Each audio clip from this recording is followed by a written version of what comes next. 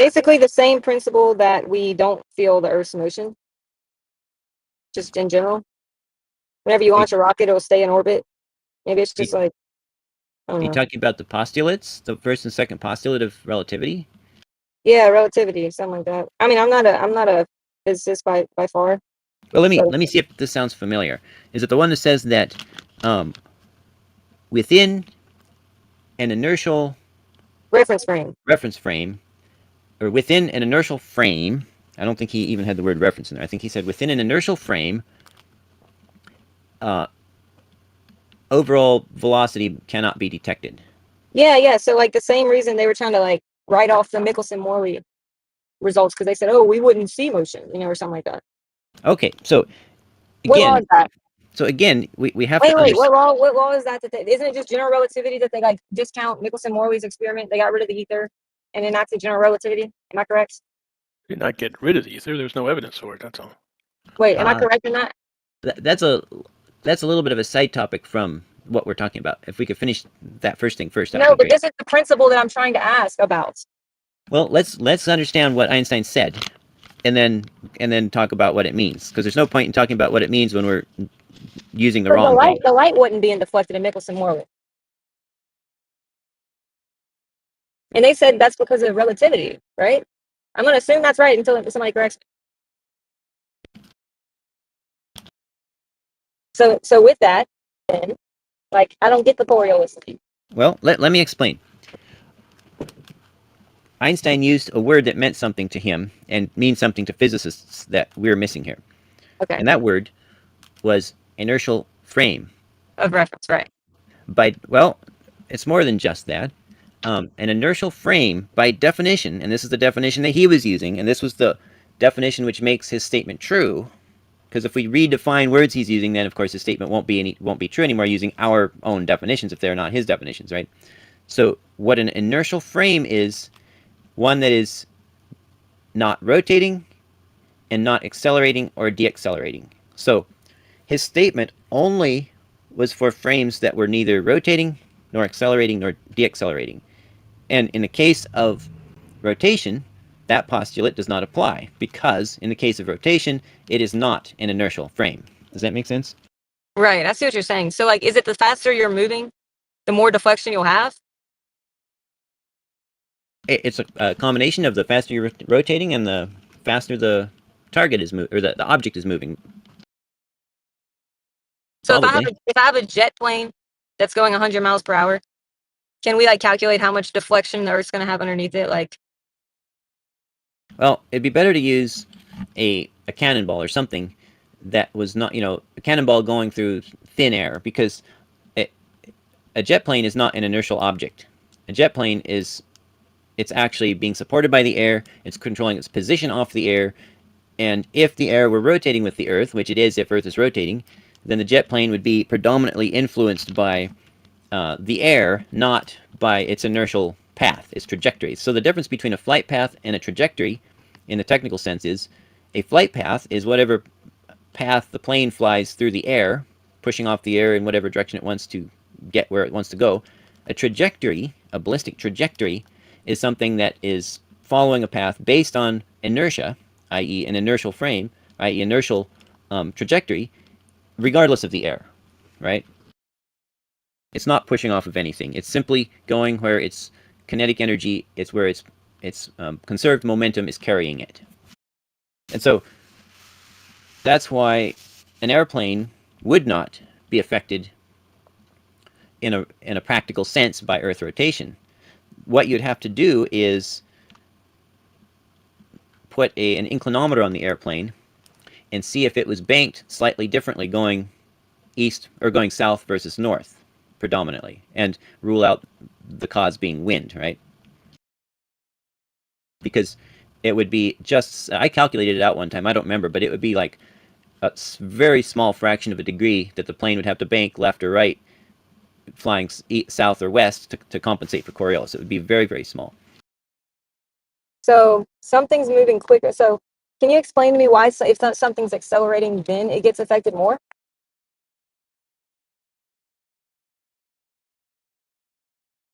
Because it's changing latitude faster. Well, I'm not sure if accelerating is the right word, but for example, let's say we have a train track going exactly east and west, or I'm sorry, north and south, and we've got a train on it, and you hang a plumb bob in that train, and if the train is stationary, the plumb bob will be hanging straight down. If that train were going 1,000 miles an hour, then it would be changing latitude very rapidly, and the Coriolis effect on that plumb bob would be the strongest, strong. If you're going half that speed, then the effect would be half or whatever. Does that sort of make sense? So you're saying in a train track, like on a train, what if it's moving at like, so you're saying if it's accelerating, then it's going to be dragged back. I didn't say anything about acceleration. Acceleration is the But if change it's at a in constant velocity. speed, and you're just going to be hanging straight down? Not if it's on a rotating surface. That's what Coriolis is all about. Okay, wait. Why, whenever something's accelerating? Okay, if it's not accelerating though, it's at a constant motion, then it's not affected. Oh, you mean accelerating laterally? Right. Oh, yeah. Okay, so yes, if the train is going at a constant velocity, let's say it starts at the North Pole and it's accelerating towards the equator. Or, I mean, it's moving at a constant velocity towards the equator in a straight, a great circle route. The train will not be accelerating forward, but because it's going at a larger and larger radius around Earth's rotation, its sideways velocity will be increasing, and it will be accelerating sideways faster and faster. And that is why the plumb bob would be leaning stronger if the train was going faster, because the train is moving across, getting it at a farther latitude from the center faster and faster, or faster, than it would be if it were slower. And so that would mean that the sideways acceleration force, i.e. the Coriolis force, would be increased. And hence Wait, the you plumb said it bob would would be lean slower? farther. What's that? You said it would be going slower? Like if it was moving faster, then it'd be going slower. What do you mean by that? Faster than if it was going slower? Yeah, no, yeah, that was like one part of what you mentioned just now, and I'm just trying to get clarification. Okay, I was referring to my reference. That was a little sloppy. I'll use absolute references. Let's say the train was going 1,000 miles an hour. It would be increasing its lateral, its left to right or right to left tangential velocity faster than it would be if it were only going 500 miles an hour towards the equator, right? What do you mean tangential? Well, Moving so, tangent? so the tangential velocity is the miles per hour on the surface of a rotating sphere. So on Earth, the tangential velocity at the equator is like 1,040 miles an hour or whatever. At the North or South Pole, it's 0. And as you move from the pole to the equator, the tangential velocity, i.e. the surface velocity, the east-west velocity, due to rotation, increases from 0 to the 1,040 or whatever it is, right? Right. So if the train is going, say, 500 miles an hour towards the equator, that tangential will be increasing at a certain rate. If the train is going at 1,000 miles an hour towards the equator, then that tangential velocity will be increasing twice as fast, basically, and the Coriolis force would be twice. Okay. The tangential velocity of the Earth, like rotating underneath it or something? Say that again? Like, okay, so it's moving from the equator, where it's like 1,000 miles per hour, to the poles, where it's 0 miles per hour, tangentially. And so you're saying it's going to experience, wouldn't it be slowing? Oh, it'd be speeding up because it's moving from a higher to lower relative speed. Well, in my thought experiment, it was moving from the pole, where there's 0 tangential velocity, to the equator, where there's 1,048 whatever miles an hour of tangential velocity. And what is the force acting on it to make that even apply? It's a fictitious force. There's no force acting on it. It's just that the observer is being accelerated to the side. The force is actually on the observer itself. So if you were to put pressure, lateral pressure sensors on the train's wheels, the train itself would feel like it was being pushed to one side of the track or the other, and the train, the observer, is being accelerated to one side or the other, and the plumb bob is hanging, and it is responding to that acceleration. So the fictitious force moves things? Well, just like Have you ever seen the video demonstration of the people throwing balls across to each other on a merry-go-round? Do you mind just answering the question real quick? I did. I just No, you did. didn't. You just asked me a question back. You Let said me see if well, I and let then me- asked about a merry-go-round, and I was just asking. So the fictitious force creates movement you can feel. You would feel inertia. Oh yeah, absolutely. Like, You can feel the fictitious force, and that's why you call it fictitious. well, no, it's called fictitious because the thing that you're looking at, i.e., the plumb bob, it's not the source of the force. But it's not a force. You said that though. Well, it's not a force on the plumb bob; it's a force on the observer. It's not a force at all. It's a fictitious force. It doesn't Now exist, you're right? now you're straw manning me. Well, no, that's what you said. You said it's fictitious. It doesn't exist. It's not a real force. But then you're turning around saying it's a force that's acting upon things. Okay, I got a question for you, Freshbone. I'm sure Let's- you never let's- like answers. You just love questions. Let's say, well, it will answer your question if you can come up with the right answer to this. If No, what it does is it puts you inside. It puts you in the driver's seat. This is what you do every time, Jesse. When people are trying to question you, you don't go along with their line of questioning. You always try to revert and create a hypothetical to where we have to work inside of your paradigm. Just like you started with Tayler earlier, you said as if you know, and you talked specifically with Einstein about what his intentional definition of what he said was. You know, so right then you forced her to work within your interpretation of the information, That and you reminds, do this all the time. that reminds No, me it's of the other not day true. with Rakia. Nope, all I'm asking you to do is work within the paradigm of observable reality and the fact. Your interpretation of it. For Pete's sake, are you going to let me respond to anything, or are you just going to cut me off every single time I talk? That's why I don't respond to you sometimes. Okay, let me ask you a question. At different altitudes, would this apply more? At different elevations? The tangential velocity does increase with altitude. How does that work? Well, imagine you're on a. You have to keep a higher speed. You have to speed up in order to keep up with it. I'm not sure what you mean. You have to imagine. Centrifugal force, something like that. No, nothing like centrifugal force. Propose your hypothetical for her to imagine.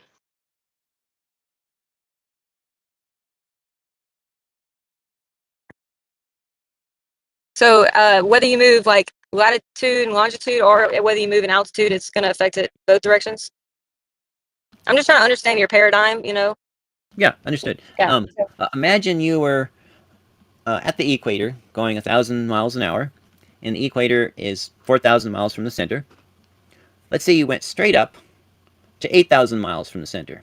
Now you've doubled the radius between you and the center, but you're still making one turn in the same amount of time.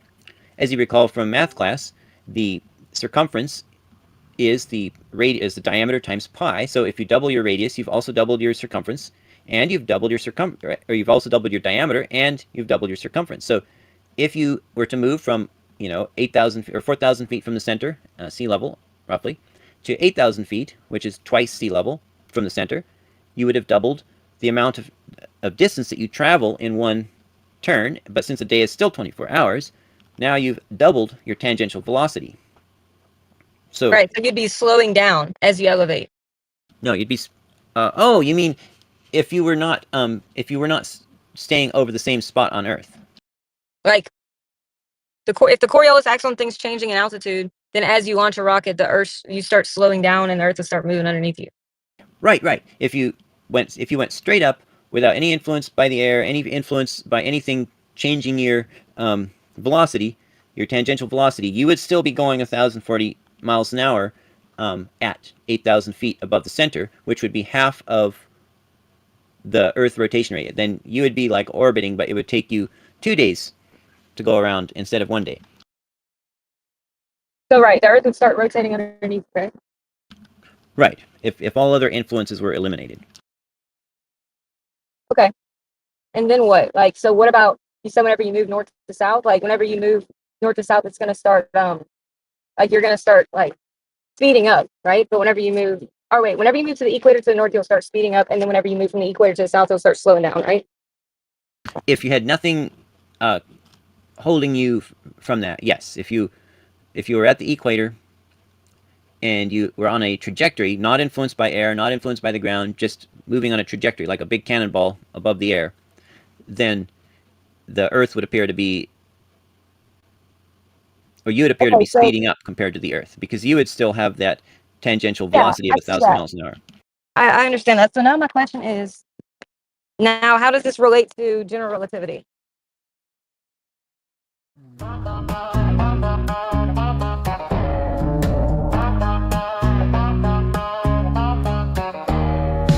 Booked a flight today, Heathrow to JFK. Headed west-southwest, cause there ain't no better way. Gonna find that old Coriolis, they say she's hidden in the winds. But that just can't be if we rotate east, tangential gradient. Hidden in the winds, Coriolis must be hidden in the winds. But the Earth ain't moving faster with the further south we've been. And we never could land safely with that tangential gradient. And we all know every pilot treats the Earth as motionless. So to think it must be moving is just insane, you must confess. But please don't get offended if this song makes too much sense. Just thank God that landing's easy with no tangential gradient in the winds. They said she'd just be hidden in the winds. But the Earth ain't moving faster with the further south we've been. And we never could land safely with that tangential gradient. So here's a lesson for who's listening. It's dynamics that are true. No kinematic concept could ever substitute.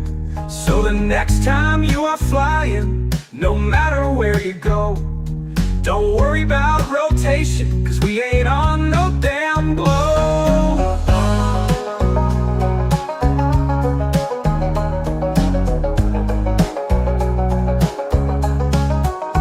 So here's a lesson for who's listening. It's dynamics that are true. No kinematic concept could ever substitute. So the next time you are flying, no matter where you go, don't worry about rotation, cause we ain't on no damn globe. Hidden in the winds, Coriolis just ain't hidden in these winds. And the Earth ain't moving faster with the further south we go. So thank God we won't be crashing when those wheels hit down below. Hidden in the winds, there ain't no Coriolis hidden in the winds. And thank God it's stationary, or we never safely land on a surface that is moving with a tangential gradient. Yes, here's a lesson for who's listening. It's dynamics that are true. No kinematic concept could ever substitute. So the next time you are flying, no matter where you go, don't worry about rotation, cause we ain't on no damn globe. Hidden in the winds, Coriolis just ain't hidden in these winds. And their Earth ain't moving faster with the further south we've been. And thank God we won't be crashing when we touch down at the end. And thank the Lord, Earth is stationary, or we never safely land on a surface that is moving. There's no tangential gradient.